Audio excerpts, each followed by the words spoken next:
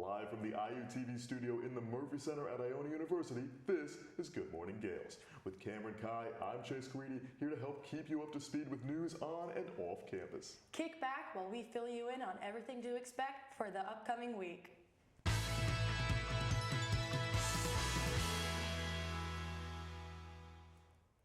Today is the last day to submit abstracts or project descriptions for Iona's 17th Annual Scholars Day. All abstracts must be 500 characters or fewer, including spaces, and can be submitted through Iona's website. Scholars Day will take place on Thursday, April 26th, and is designed to showcase faculty-mentored student work and celebrate Iona students for their hard work and creativity. This year's keynote speaker is Amy Amari, an Iona alum and three-time Emmy Award winner who currently serves as Global President and Chief Officer at Refinery 29. Now for some weather. Cam, how's it looking this week? This week, we are going to get a fluctuation between rain and snow. The highs will stay around the mid-30s to the lower 40s, so basically a solid 6 to 7 out of 10 on the weather scale. Look forward to some sun coming out from behind those clouds on Tuesday and Friday. Hopefully, we will see even higher temperatures the following week. Thanks, Cam. This past Wednesday was Ash Wednesday within the Catholic Church. And for that, let's check in with reporter Abby Diaz to see what it looked like for the Iona community. I'm Abby Diaz for RUTV, and today we're in the Aragoni Center for Ash Wednesday. I'm joined by Ian Smith, a campus minister, who's here to tell us all about it. Ian, what is Ash Wednesday and why is it so important for a Christian faith? Ash Wednesday is a super important holiday in the Christian faith that celebrates both the beginning of Lent, which is a 40-day season of repentance and retreats, while also creating an end of a cycle to a year by using the ashes from last year's Palm Sunday. So it's a really important opportunity in the Catholic Church just to sort of reflect and reset. How does this prepare people for the season of Lent?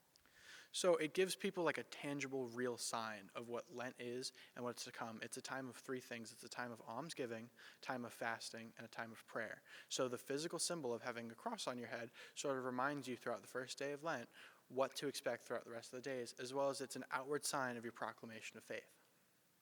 That's so great. What did student participation look like today for these ceremonies?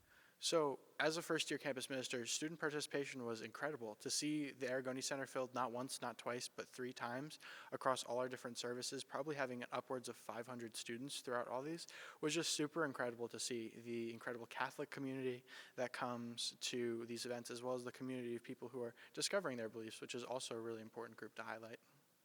And why do you think having these events is important on a college campus? I think it's a great way, one, to sort of meet people who are like-minded to yourselves, 2, to get to discover what the Office of Mission Ministry is really about, and also 3, to sort of have this really great sacramental experience with friends, with people who you haven't met, maybe someone you know from class, and to be in this space together doing something so impactful is just a really beautiful thing. As a campus minister, what does Ash Wednesday mean to you? Ash Wednesday is the starting point to a really great 40 days that the Office of Mission Ministry does between all our different services, our weekday masses, our Stations of the Cross. There's just so much to do to deepen your relationship with God in these next 40 days, and Ash Wednesday is really just the starting line for all these incredible things. Well, thank you so much for your time. It was so great to hear about the importance of Ash Wednesday. For RUTV, I'm Abby Diaz. Back to you guys.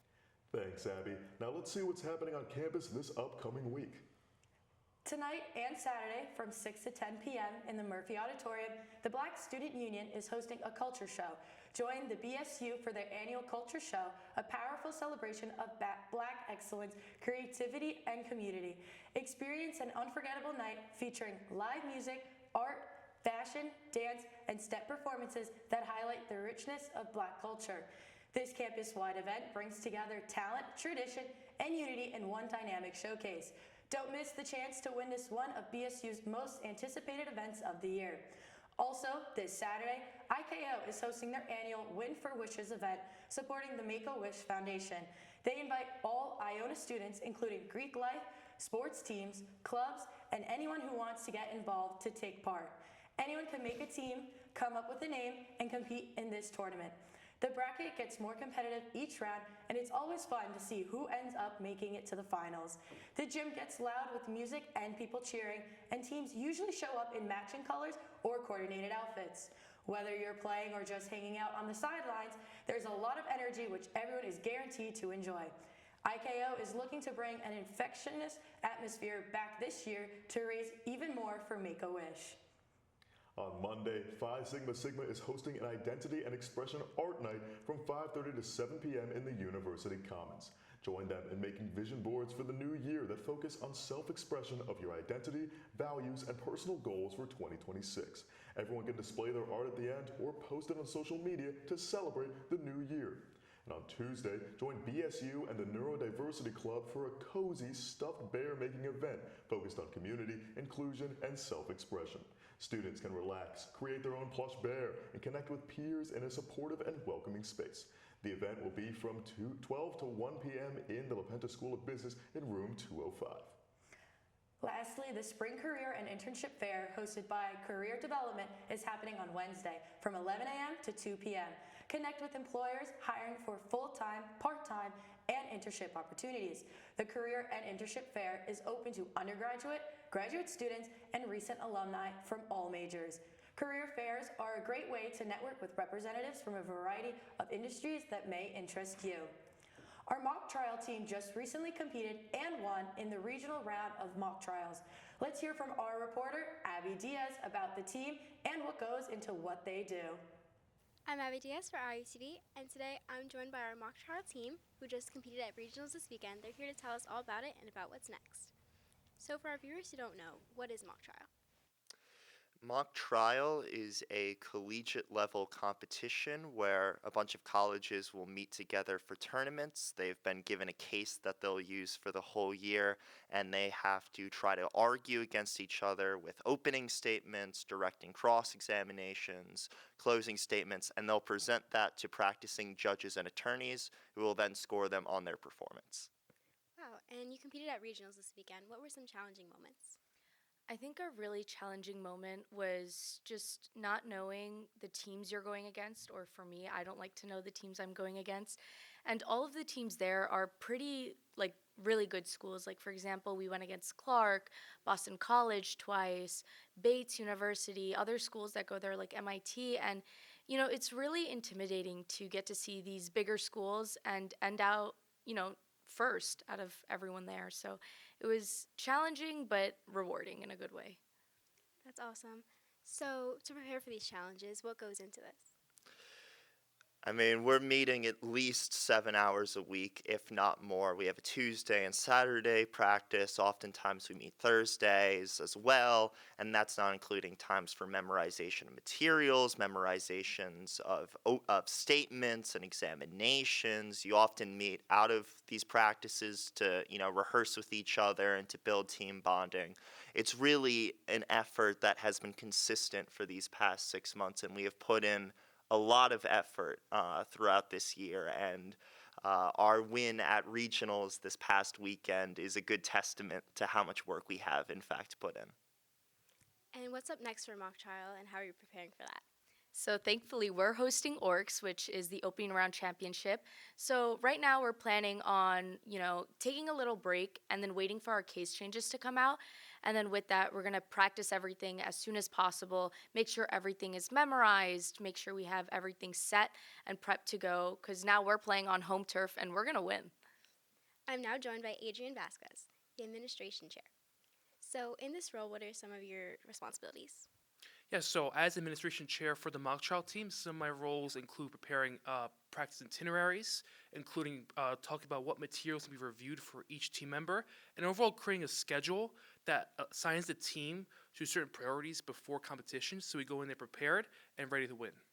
So going into Orcs, what are some of your goals?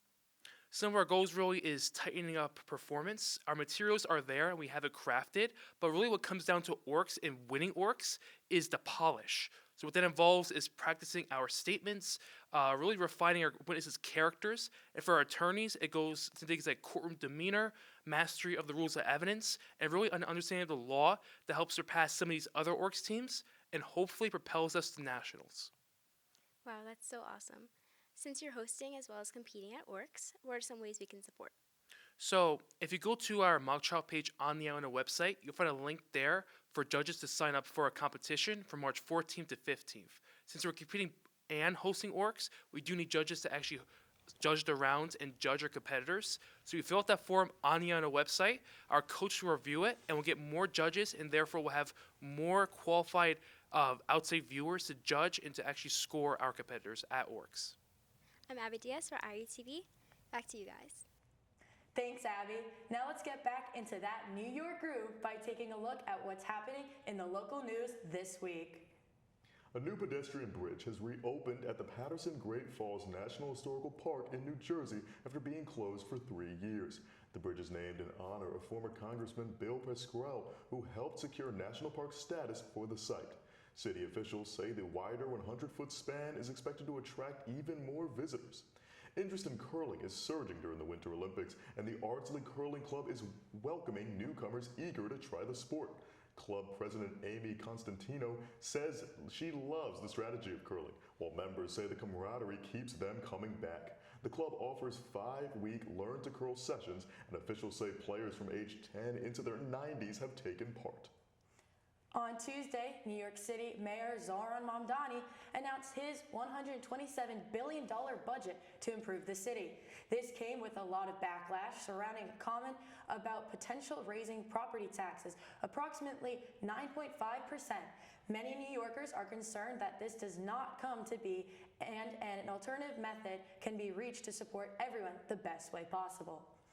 Let's take a look at pop culture news this past week.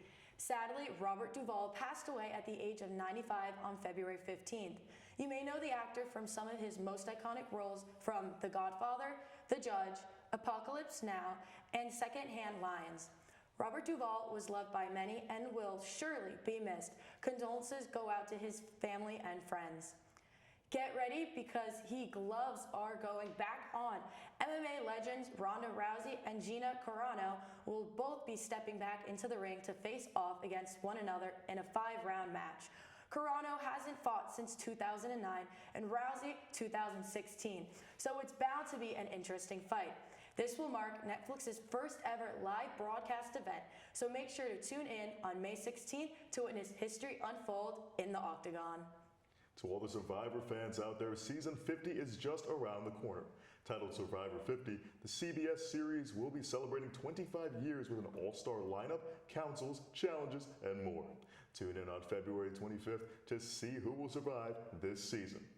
Conan O'Brien will be hosting the 98th Academy Awards on March 15th. This is the second year in a row that he will be hosting, and if it is anything like last year, people will have more than their favorite movie winning an award to look forward to.